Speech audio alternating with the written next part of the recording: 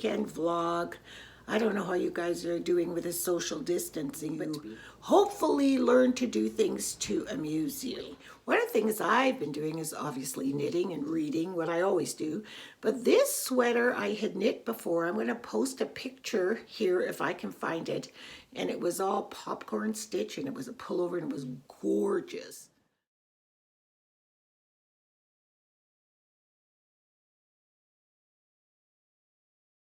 But it was swimming on me. I couldn't wear it. It was so big, and I was so disappointed because I love the color, love the sweater. So on Friday, I ripped the whole thing out, and so I'm making it was a bomber jacket, but I made it a little bit longer. Gonna put a zipper in it and zip it up, and it will be like a zip jacket with long sleeves. But let me just show you how far I've gotten so far. And then you can see the back. I made it a little longer. I didn't want it up here. I'm just not comfortable showing my bum. I just never have been. So you put a zipper in right here, and when you tear sweaters apart, inside of the sweater, let me see if there's any on that side. Hold on. Check this side. Oh yeah, you can see. Can you see the strings there where you have to, and there's another one where you have to reattach the yarn. So then you got to sew those ends all in. But minor. I got another sweater, and I really, of course, these will be woven in, as will this one hanging on the side. But I love it. It's so cozy, and it will certainly be done in the next day or so.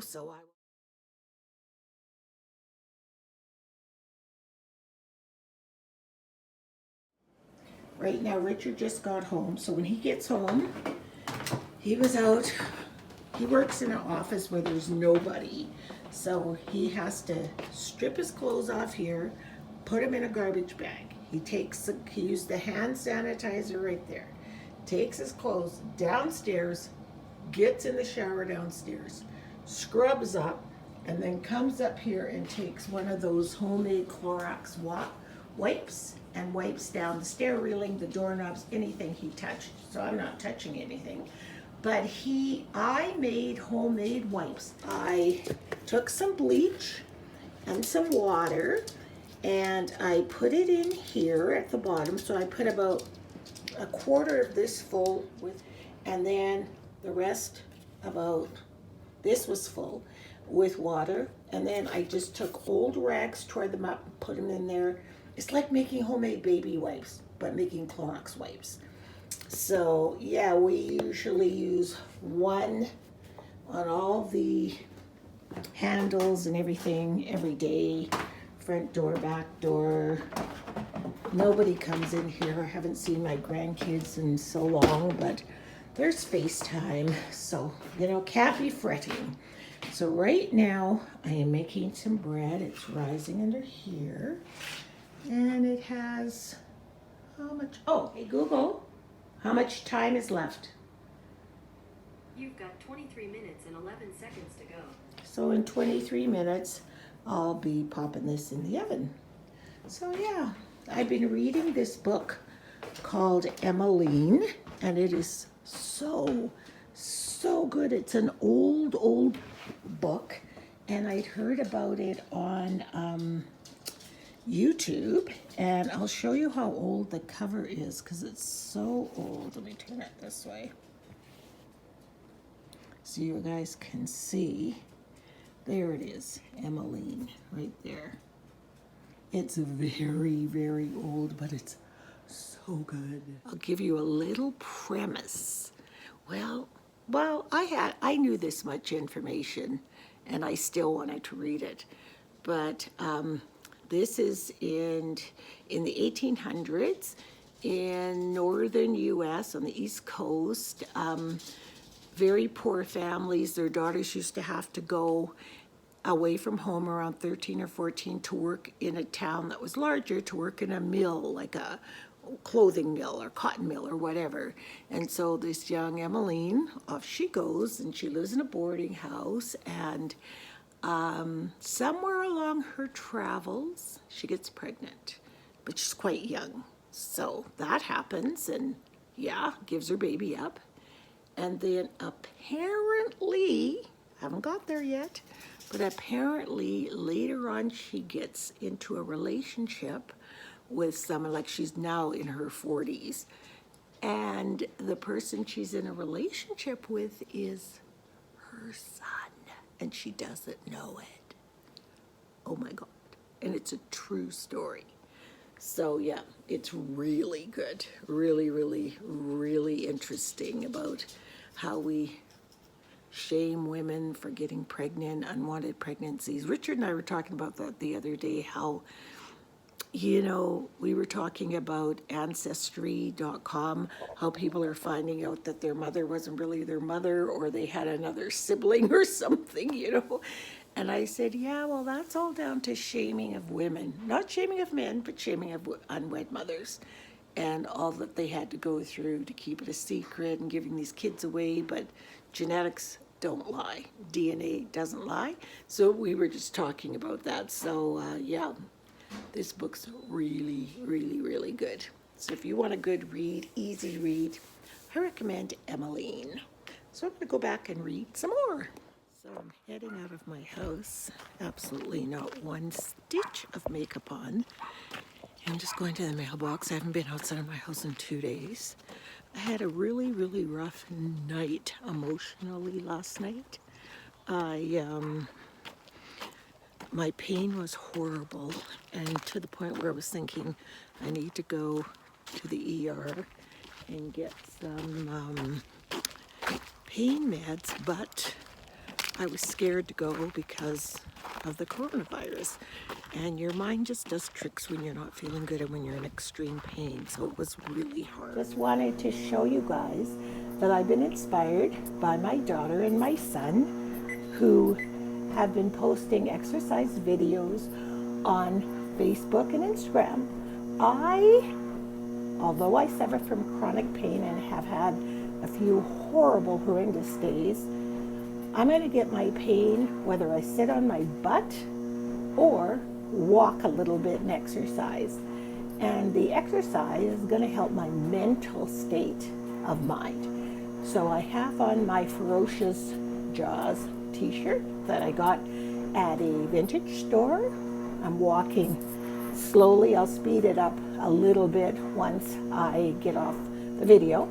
And I am not doing more than 10 to 15 minutes because I'm not trying to push myself, even though I'm quite competitive like they are. Got my water right here.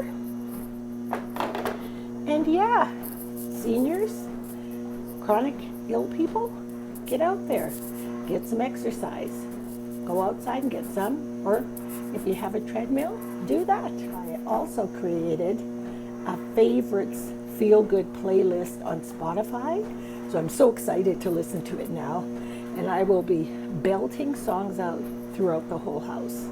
And too bad, so sad. Sorry, not sorry. Still trying to find what I have in my house to continue with social distancing and reducing the times that we have to head out to the grocery store. And for me, I've been trying to stay on keto as much as I can, if I can, but I'm not being ridiculous about it. But I Googled a recipe for keto jambalaya, and I'm sure you could use this recipe in place of cauliflower rice, which I happen to have a bag of. You can use regular rice, so I would cook 2 cups of regular rice and use that in the replace of the cauliflower rice. So, easy recipe. Again, instead of using a couple of pieces of chicken for 2 people, use the chicken and stretch it out into a big stew. You get more bang for your buck. You can feed more, make more meals, less trips to the store, and so on and so forth. So I've got some onion here, carrots, don't have any celery. Oh well, I'm going to put a little bit of celery seasoning in the vegetables while they're browning. And I got some garlic I'm going to chop, and I'm using my food processor. We're not going to make this hard on ourselves. And yes, you can chop onions in the food processor. So I'll be back once everything's all my veggies in the pot. So to this, I'm supposed to have a tablespoon of paprika. And I think it says, and also the meat. I think I'm going to put the meat in right now as well.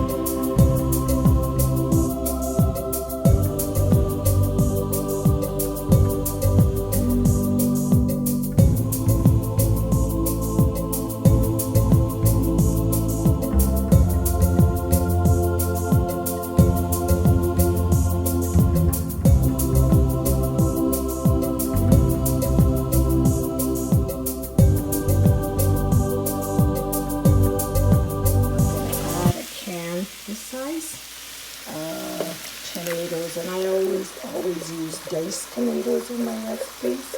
I just do. And at this point, this is where you could add your uncooked rice and water. I would cut the water by, I would do, you know how it's 1 to 1? I would do it 1 cup rice, half cup water, or 2 cup rice, 1.5 cups of it. You know what I mean? That's what I would do. This looks like it could use a little bit more liquid in it actually, but I think if it's steaming, that'll just happen on its own. So I'm going to bring this to a boil and just let this cook until the chicken really cooks. And for me, because I'm making it keto, I'm going to add my bag of cauliflower rice closer to the end, because otherwise it's going to get mushy because it's not real rice, it's cauliflower. And I don't want mushed up cauliflower. So I'll be back when this is all finished cooking. Does that look great? You should smell my house right now. And I never went out to the store to get anything. Oh, and also when you add the cauliflower, if you have shrimp or want shrimp, you can add it then, because shrimp doesn't take very long to cook. Hello, all of my YouTube friends out there. I have to get this vlog posted because, hang on, I'm cleansing the... It's really smeared with my homemade hand cream, and it makes everything look like you're in this ethereal, you know. This is the hand cream. I think I showed it to you. It is so awesome. It makes your hands so lovely. Can you see? After scrubbing them and scrubbing them. I want to show you guys what I have at my front door. Don't you like my look today? Very African, very Wakanda forever, hey? I was just so hot. This new medication I'm on is making me so hot, but I wanted a top on. So this was my dad's dashiki. And so I thought, this is perfect. It's lightweight cotton, it's loose. And yeah, and I've given up the bra. I don't know about you. But I want to show you guys, oh, hang on. Hold on, timer. Hey, Google, stop. Now tell me that doesn't look scrum-delicious. And yes, it is way too much scalloped potatoes for Richard and I, but we're preparing our second care package for the kids. And we are making Easter dinner, the whole dinner. So I thought I'd get this done, and then we separate everything in 4 because there's 3 of them and then us. We don't need that much, so the bigger families tend to get a little bit more. But anyway, look at them scalloped potatoes. Deanne's making the yams, and she's just going to drop them off here. It's got to make sure these are cooked through, because I hate when scalloped potatoes are still a little bit hard, you know. I'm going to give them a few more minutes just to get really soft. But don't they look delicious? Hey Google, set timer for 10 minutes. Anyway, I was just going to show you our front door, because the nurse that came to give me my shot the other day, he said, thank you so much for having a safe, what did he call it? A safe station in your house at the front. Hey, stop. Every time he even has the slightest inkling there's a dog out there, I don't know how he knows. This dog's not even barking, but there's a dog over there. The slightest inkling there's a dog or a puppy walking, he barks. But anyway, I'll show you my safe station at the front door. Laundry basket. He will put all the groceries in there. He will come in, change his clothes, put them immediately in the washing machine, jump in the shower, all of that. And anybody has a parcel to drop off or pick up, there's a sign that tells them everything is in that basket.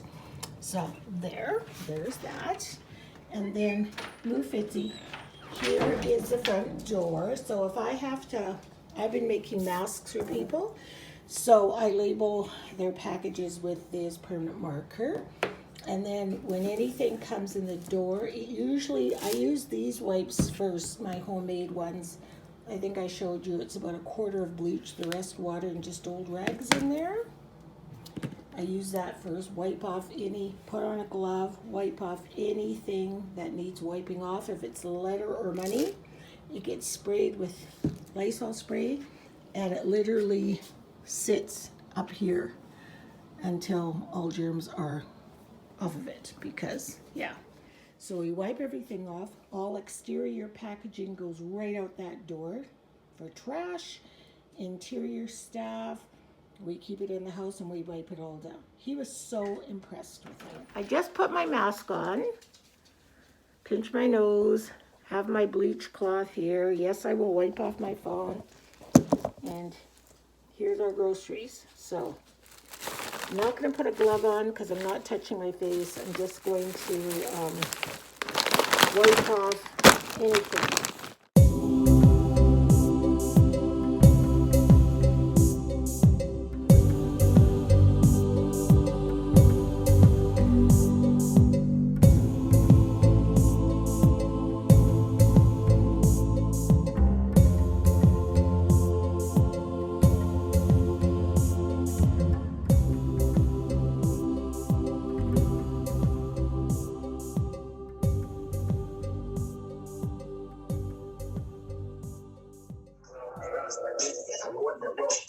Oh, yeah. That's Rolly. That is Rolly. Dancing a little bit? Get it, Gigi. Yo.